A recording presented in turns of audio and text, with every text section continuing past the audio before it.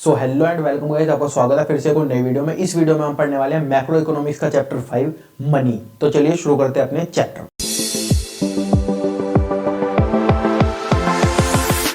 और video start करने से पहले एक इंपॉर्टेंट अनाउंसमेंट, जो भी मैं आपको इस वीडियो में पढ़ाऊंगा उसके नोट्स बनाने की जरूरत आपको नहीं है, वो आपको हमारे टेलीग्राम चैनल पर मिल जाएंगे, जिसका लिंक आपको डिस्क्रिप्शन में मिल जाएगा। तो इस चैप्टर का टॉपिक 1 हमारे पास आता है बार्टर एक्सचेंज। बार्टर एक्सचेंज क्या होता है? देखो, सपोज यहां पर एक इंसान है, इसके पास 1 kg वीट है। यहां पर एक इंसान है, इसके पास 1 kg राइस है। अब ये जो इंसान है ना, इसको एक ऐसा बंदा चाहिए जो कि इसको राइस दे दे और वीट ले ले। अब ये जो इंसान है, इसको एक ऐसा बंदा चाहिए जो कि इससे वीट दे दे और इससे राइस ले ले। तो ये क्या करते हैं, आपस में दोनों एक दूसरे की चीजों को एक्सचेंज कर लेते हैं, उसको हम बोलते हैं बार्टर एक्सचेंज। इसकी डेफिनेशन देखते हैं। It refers to exchange of goods for goods without money, जहां पर मनी इन्वॉल्व नहीं होगी, गुड्स के बदले में गुड्स लिए और दिए जाएंगे। इसके बाद आता है बार्टर इकोनॉमी। बार्टर इकोनॉमी वो होती है जो फॉलो करती है बार्टर सिस्टम। अब बताओ, हमारी इंडिया की जो इकोनॉमी है वो बार्टर इकोनॉमी है? नहीं, हम तो मनी फॉलो करते हैं। तो बार्टर इकोनॉमी कौन सी होती है? जो बार्टर सिस्टम फॉलो करती है। अब जो बार्टर एक्सचेंज है उसके बहुत सारे लिमिटेशंस भी होते हैं। सबसे पहला, lack of double coincidence of want. देखो, ये इंसान है जिसको वीट है, इसके पास, इसको चाहिए राइस। ये इंसान है, इसके पास राइस है लेकिन इसे वीट नहीं चाहिए। तो यहां पर क्या हुआ, डबल कोइंसिडेंस नहीं हो पाया वांट का, और ये होना बहुत हार्ड है। अब मैं मार्केट में जाता हूं, मैं सामान खरीदने निकलता हूं, या फिर मैं ये देखूंगा कि भाई इसको मेरी चीज चाहिए, मुझे इसकी चीज चाहिए, ये चाहिए, वो चाहिए, तो डबल कोइंसिडेंस ऑफ वांट नहीं हो पाता कई बार इसके अंदर। इसके बाद सेकंड लिमिटेशन इसकी आती है lack of common measures of value. पता है, इसके पास 1 kg वीट नहीं था, इसके पास 1 kg गोल्ड था। अब इसने 1 kg गोल्ड को 1 kg राइस से एक्सचेंज कर लिया। यार ये तो दिक्कत हो गई ना, गोल्ड तो बहुत ज्यादा महंगा होता है, राइस तो थोड़े से पैसों में आ जाता है। तो कॉमन मेजर्स नहीं हो पाते वैल्यू के, वीट महंगा हो सकता है, राइस सस्ता हो सकता है, वगैरह वगैरह। इसके बाद third limitation, lack of store of value. हम वैल्यू को स्टोर नहीं कर सकते। सपोज मेरे पास 100 kg एप्पल है।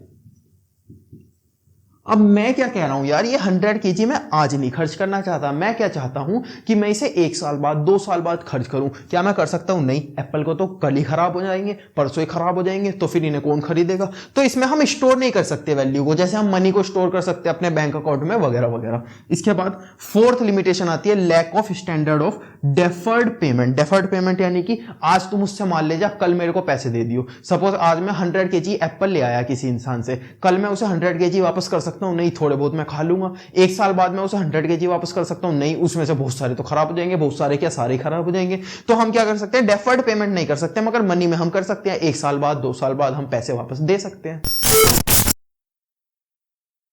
तो क्योंकि बार्टर एक्सचेंज में बहुत सारी दिक्कत थी और वो प्रैक्टिकली पॉसिबल नहीं हो पा रहा था, तो हमने एक और इन्वेंशन की जो कि थी मनी की। मनी की डेफिनेशन देखते हैं। Money is anything which generally accepted, जो कि हर जगह एक्सेप्टेड हो जाएगी as a medium of exchange, measures of value, store of value and standard of deferred payment. तो देखो, जो हमारे बार्टर एक्सचेंज में लिमिटेशंस आ रहे थे ना बहुत सारे, उन सारी प्रॉब्लम को मनी सॉल्व कर देती है। कौन से medium of exchange, measures of value, store of value and standard of deferred payment. ये चारों क्या होते हैं, इन्हें डिटेल में पढ़ते हैं। वो आता है मनी के फंक्शन के अंदर, प्राइमरी फंक्शन और सेकेंडरी फंक्शन। सबसे पहले आता है मीडियन ऑफ एक्सचेंज। तो ये मीडियन ऑफ एक्सचेंज हो जाएगा। जैसे बार्टर एक्सचेंज में कोइंसिडेंस ऑफ वांट ढूंढनी पड़ती थी ना, कि भाई अगर मेरे को वीट चाहिए या फिर मेरे को राइस चाहिए, तो सामने वाले को भी मुझसे कुछ चीज चाहिए होगी। लेकिन यहां पर ऐसा नहीं है, मनी दो कुछ भी ले लो। तो यहां पर क्या हो जाएगा, मीडियन ऑफ एक्सचेंज की तरह ये काम करेगी। इसके बाद मेजर्स ऑफ वैल्यू।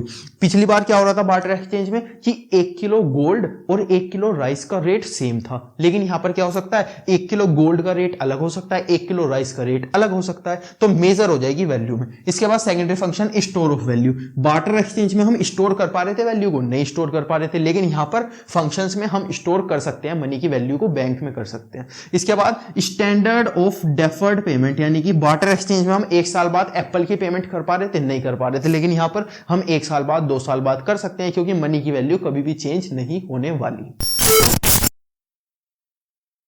अब पढ़ते हैं इस चैप्टर का लास्ट टॉपिक, जो कि है मनी सप्लाई। मनी सप्लाई का मतलब क्या होता है, एक पर्टिकुलर पॉइंट ऑफ टाइम पर जितने भी लोग इस कंट्री में हैं उन सब के पास जितना भी पैसा है अगर हम उसे टोटल कर दे तो उसको हम बोलते हैं मनी सप्लाई। इसकी डेफिनेशन देखते हैं। It refers to total value of money held by public at a particular point of time. एक पर्टिकुलर पॉइंट ऑफ टाइम में पब्लिक के पास जितना भी पैसा है अगर हम उसे टोटल कर दे तो उसे हम बोलते हैं मनी सप्लाई। अब मेजर कैसे करते हैं मनी सप्लाई को? सबसे पहले आता है M1, फिर M2, फिर M3 और फिर M4 की लेवल। सबसे पहले M1 की लेवल देखते हैं। Currency and coins held by public. Public के पास जितनी भी करेंसी है और जितने भी कोइंस है वो, plus demand deposit of central bank, central bank के demand deposit, plus other deposit with RBI, RBI के साथ जो भी अदर डिपॉजिट है। अगर इन तीनों को हम प्लस करते तो क्या बन जाता है? M1। अब देखते हैं M2। M2 के अंदर M1 तो आता ही है, मतलब कि ये तीनों तो आते ही है, plus saving deposit with post office saving bank. जो पोस्ट ऑफिस सेविंग बैंक होते हैं उनके अंदर जितना भी सेविंग डिपॉजिट होता है अगर हम उसे प्लस कर दे M1 के साथ तो क्या बन जाता है? M2। अब M3, M3 के अंदर दोबारा से M1 तो आएगा ही, प्लस यानी कि ये नहीं आएगा, ये तीनों आएंगे, plus net time deposit with bank. Bank के पास इस टाइम कितना डिपॉजिट है अगर हम उसे प्लस कर दें M1 के साथ तो क्या बन जाएगा? M3। अब M4, M4 के अंदर M1 नहीं आएगा, M4 के अंदर M3 आएगा, यानी कि ये तीनों आएंगे, ये आएगा, ये आएगा, प्लस एक और चीज आएगी, total deposit with post office saving bank. यहां पे हमने देखा था saving deposit with post office saving bank, यहां हमने देखा है total deposit with post office saving bank.